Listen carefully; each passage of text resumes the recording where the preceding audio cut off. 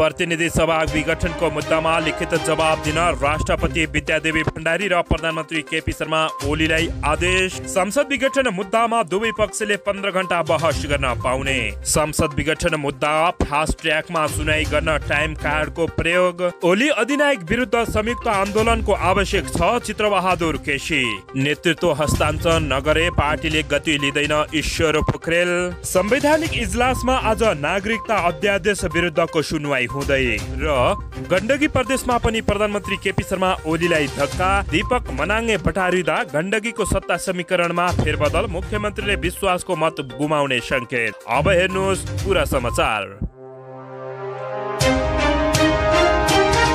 दर्शकबिन नमस्कार, तपाईहरू यति बेला युआर नेपाली युट्युब च्यानल हेर्दै हुनुहुन्छ। दर्शकबिन यदि हाम्रो च्यानल युआर नेपालीसँग अझै पनि सब्स्क्राइब गरेर जोडिनु भएको छैन भने सब्स्क्राइब गरी जोडिनुहोला। यो भिडियोलाई अन्तिमसम्म हेरी सक्दो सेयर र लाइक गर्न पनि नभुल्नुहोला। दर्शकबिन प्रतिनिधि सभा विघटनको मुद्दामा दुवै पक्षले 15 घण्टासम्म बहस गर्न पाउने भएका छन्। संवैधानिक इजलासले बहसको समय सीमा समेत तोकेर 15 घण्टाभित्र दुवै पक्षको बहस सकिने गरी समय प्रदान गर्ने आदेश दिएको हो। सर्वोच्च अदालतले प्रतिनिधि सभा विघटन मुद्दा शीघ्र सुनाई गरेर फैसला दिन रिट निवेदक र सरकारी वकिल पक्षलाई टाइम कार्ड तोकेको छ। आगामी 9 असारदेखि नियमित सुनवाई गर्ने गरी संसद विघटन सम्बन्धी पक्ष र विपक्षमा परेका 30 रिटमा सर्वोच्च अदालतले 32 घण्टा सुनवाई गरेर फैसला गर्ने गरी दुवै बुधबारको संवैधानिक इजलासले समय निर्धारण गरेको हो। इजलास समक्ष बहस छलफल प्रयोजनका लागि रिट निवेदनका तर्फ कानून व्यवसायका लागि सुरु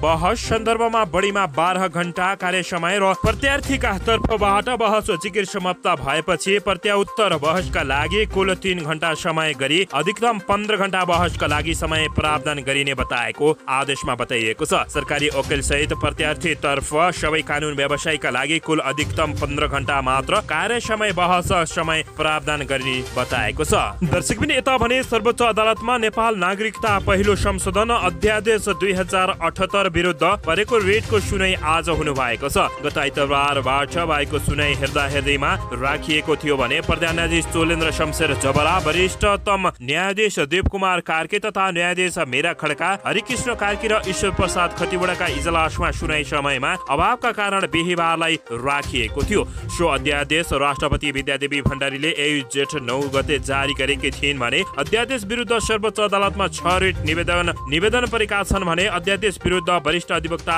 बोड बहादुर कार्की, अधिवक्ता विष्णु कुमारी गिरी, रामबहादुर साई, कुलबहादुर बोगटी, मौलिक ज्वरको पार्टी लगायतले रिट दायर गरेका छन्। दर्शकबिन यसैबीच यता दीपक मनाङे बटारिँदा गण्डकी प्रदेशको सत्ता समीकरणमा फेरि प्रधानमन्त्री केपी शर्मा ओलीलाई धक्का लाग्ने भएको छ। सरकारमा सहभागी एक स्वतन्त्र सांसद दीपक मनाङले किता परिवर्तनको संकेत देखाएपछि गण्डकी प्रदेशमा नेकपा एमालेको सरकार धर्मराउने देखिएको छ। मुख्यमन्त्री पृथ्वी सुवा गुरुङले बिहीबार विश्वासको मत लिने तयारी गरेको पूर्व सन्ध्यामा मनाङे विपक्षी गठबन्धनतर्फ आकर्षित भएका छन्। गुरुङकै सरकारमा मन्त्री रहेका मनाङले मुख्यमन्त्रीको विपक्षमा मत हाल्ने बताएका छन्। 2074 को निर्वाचनमा मनाङबाट निर्वाचित सांसद मनाङे कहिले एमाले र कहिले विपक्षी गठबन्धनसँग निकटम देखिएका छन्। यसअघि मुख्यमन्त्री गुरुङ विरुद्ध पेश गरिएको अविश्वासको प्रस्तावमाथि मतदान गर्ने दिन जनमोर्चाका एक सांसदको अनुपस्थितिले सरकार जोगिएको थियो। पछि प्रदेश प्रमुखले सरकार गठनका लागि आह्वान गरेको समयमा जनमोर्चाकै अर्का सांसदले विपक्षी गठबन्धनको पक्षमा मतदान गर्न अस्वीकार गरेपछि सरकार गिराउने प्रयास विफल भएको हो। दर्शकबिन यता भने केपी शर्मा ओली सरकारको अधिनायकवादका विरुद्धमा डटेर लड्नुपर्ने अवस्था आएको राष्ट्रिय जनमोर्चाका अध्यक्ष चित्रबहादुर केसीले बताएका छन्। उनले ओली सरकारको असंवैधानिक अलोकतान्त्रिक अधिनायकवादी र राष्ट्रघाती कदम विरुद्ध संयुक्त रूपमा आन्दोलनको आवश्यकता रहेको बताएका छन्। राष्ट्रिय जनमोर्चा दाङ देउखिरीको आयोजनामा ओली सरकारको असंवैधानिक अलोकतान्त्रिक अधिनायकवादी तथा राष्ट्रघाती कदम र संयुक्त आन्दोलनको आवश्यकता विषय कार्यक्रमलाई सम्बोधन गर्दै अध्यक्ष चित्रबहादुर केसीले यस्तो बताएका हुन्। दर्शकबिन कांग्रेस सभापति शेरबहादुर देउबाको पुनः प्रधानमन्त्री बन्ने चाहनामा केही समयका लागि अदालतले ब्रेक लगाइदिएको छ। संविधानको धारा 76 को 5 अनुसारको प्रधानमन्त्री बन्ने देउबाको चाहनामा सर्वोच्च अदालत बाधक बनेको छ। सभापति शेरबहादुर देउवालाई सर्वोच्च अदालतले प्रधानमन्त्री बनाउने विश्वास रहेको बताउँदै आएका थिए, तर अदालतको अन्तरिम आदेशको बलमा संविधानको धारा 76(5) अनुसार प्रधानमन्त्री बन्ने चाहना राखे पनि त्यो तत्काल पूरा नहुने भएको छ। सर्वोच्च अदालतको संवैधानिक इजलासले बुधबार देउवा सहित 146 सांसदको रिट निवेदनमाथि प्रारम्भिक सुनवाई गरेर अन्तरिम आदेश दिन अस्वीकार गरेको छ। सोही कारणले देउवाको योजना र 146 निवर्तमान सांसदको प्रयास विफल भएको हो भने देउवा सहितका सांसदहरूको रिटमा कांग्रेस सभापति शेरबहादुर देउवालाई परमादेश मार्फत प्रधानमन्त्रीमा नियुक्ति गर्न माग गरिएको थियो।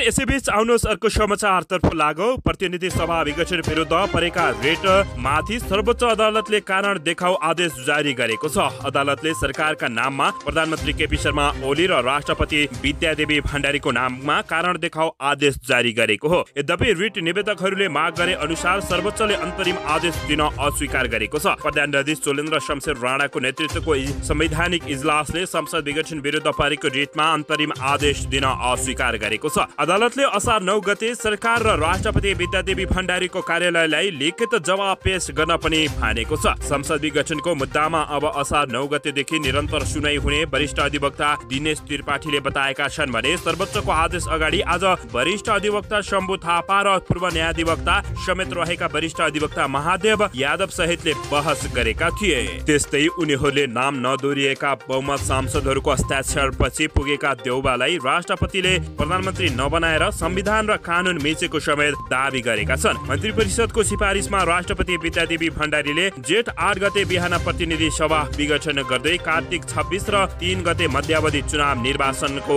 घोषणा गरेकी थिइन्। दर्शकबिन यसैबीच यता प्रधानमन्त्री केपी शर्मा ओलीको सरकारमा उपप्रधानमन्त्री एवं शहरी विकास मन्त्री राजेन्द्र महतोले मुलुकी अपराध संहिता 2074 को दफा 49(4) बमोजिम राज्य विरुद्धको कसुर गरेको आधारमा विपक्षी राजेन्द्र महतोलाई तत्काल मन्त्री पदबाट बर्खास्त गरी 25 वर्षसम्म कैद र 50,000 रुपैयाँसम्म जरिमाना हुन सक्ने भएको छ। दर्शकबिन राजेन्द्र महतोको राजद्रोहको मुद्दामा 25 वर्ष जेल हाल्न माग गर्दै सर्वोच्चमा यसअघि रिट दायर भइसकेको छ। उपप्रधानमन्त्री राजेन्द्र महतोलाई मन्त्री बनाउने कार्य यथास्थितिमा राख्न माग गर्दै तीव्र माग भइरहेको छ भने सर्वोच्च अदालतमा समेत यसको रिट पेश भएको छ। कानूनी व्यवसायी वीरभद्र राज जोशीले मुलुकी अपराध संहिता 2074 को दफा 50(1) अन्तर्गतको कसुरमा महतोलाई राजद्रोहको मुद्दा 25 वर्ष कैद माग गर्दै रिट पेश गरेका छन् भने यसले बल पाएको छ। उपप्रधानमन्त्री महतोले मन्त्रीको शपथ खाए लगतै नेपाललाई बहुल राष्ट्रिय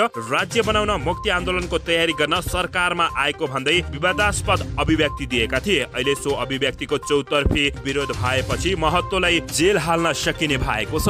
दर्शकबिन यसैबीच यता सभामुख अग्निप्रसाद सापकोटाले समसामयिक विषयमा प्रमुख राजनीतिक दलका नेतासँग शुक्रबार छलफल गर्न लागेका छन्। सभामुख सापकोटाले पत्रचार नै गरेर विघटित प्रतिनिधि सभा प्रतिनिधित्व गर्ने दलका नेतालाई छलफलका लागि आमन्त्रण गरेका छन्। सभामुख सापकोटाका सञ्चार विज्ञ श्रीधर न्यौपानेका अनुसार बैठकमा प्रधानमन्त्री केपी शर्मा ओली, पूर्व प्रधानमन्त्री र संघीय संसदमा प्रतिनिधित्व गर्ने सबै राजनीतिक दलका नेताहरूलाई बैठकमा बोलाइएको छ। समसामयिक विषयमा छलफलका लागि उनीहरूलाई बोलाइएको बताइएको छ भने बैठक अपराह्न संघीय संसद भवन नयाँ बानेश्वरको लाहस हलमा आयोजना गरिएको छ। प्रतिनिधि सभा दोस्रो पटक विघटन भएपछि सभामुख सापकोटाले यसअघि पूर्व सभामुख तथा कानून व्यवसायीसँग पनि छलफल गरेर राय लिएका थिए। दर्शकबिन यता भने सुदूरपश्चिम प्रदेश सभाका एमालेका 7 सांसदले पार्टीको निर्देशन पालना गरेर मुख्यमन्त्री त्रिलोचन भट्टको विपक्षमा मतदान गरेको जवाब संसदीय दललाई बुझाएका छन्। संसदीय दलका नेता प्रकाश बहादुर शाहीले सोधेको स्पष्टीकरणको जवाब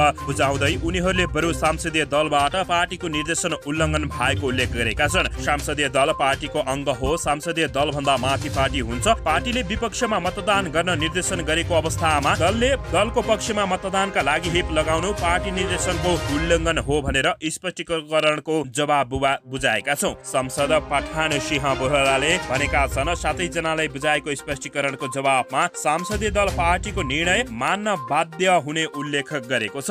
दर्शकबिन यता भने नेकपा एमाले नेता योगेश कुमार भट्टराईले पार्टीका शीर्ष नेताहरू आफूहरू नमिल्ने तर विपक्षी दलसँग गठबन्धन गर्न तयार हुने समस्याले नै एमाले एकता हुन नसकेको बताएका छन्। सामाजिक सञ्जाल मार्फत उनले पार्टी एकता बचाउने हो भने शीर्ष नेताहरू बीच गम्भीर छलफल मार्फत साझा निष्कर्ष उद्देश्यका साथ साझा अभियान चलाउनु पर्ने धारणा व्यक्त गरेका छन्। एमाले एकता नहुनुको जड प्रधानमन्त्री ओली र माधव कुमार नेपाल र खनाल नै हुन् भन्दै योगेश कुमार भट्टराईले यस्तो आरोप लगाएका छन्। दर्शकबिन यसैबीच यता नेकपा माओवादी केन्द्र सप्तरीले प्रधानमन्त्री केपी शर्मा ओलीले चालेको असंवैधानिक कदम विरुद्ध राजविराजमा प्रदर्शन गरेको छ। माओवादी केन्द्रका नेता कार्यकर्ताले संसद पुनर्स्थापनाको माग गर्दै सप्तरी जिल्ला अदालत अगाडि प्रदर्शन गरेका छन् भने प्रधानमन्त्री केपी शर्मा ओलीले असंवैधानिक कदमबाट लोकतन्त्रको खिल्ली उडाउँदै सरकारमा टाँसिरहन दोस्रो पटक विघटन गरेको भन्दै सर्वोच्च अदालतबाट चाँडो न्याय सम्पादन गर्न माग प्रदर्शन गर्दै प्रदर्शन गरेका छन्। दर्शकबिन यता भने प्रधानमन्त्री केपी शर्मा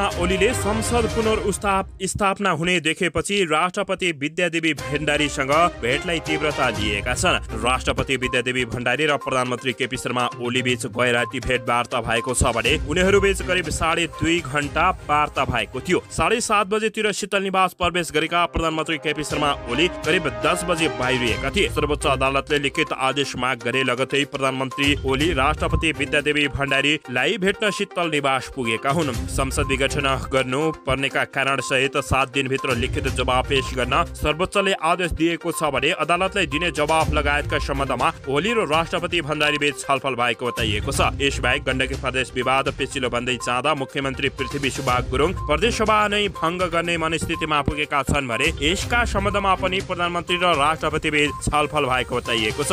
दर्शकबिन यता भने प्रतिनिधि सभा पुनर्स्थापना हुन सक्ने देखेर प्रधानमन्त्री केपी शर्मा ओलीको ध्यान भने संसदको अङ्क गणितमा केन्द्रित रहेको छ। तर जनता भने यता कोरोना महामारीले आक्रान्त भन्दै भटाभट मर्न बाध्य भएका छन्। यसको बारेमा कुनै पनि चासो लिएको छैनन् भने प्रधानमन्त्री केपी शर्मा ओली भने सत्ताको लागि दौडधुप गरिरहेको अवस्था छ।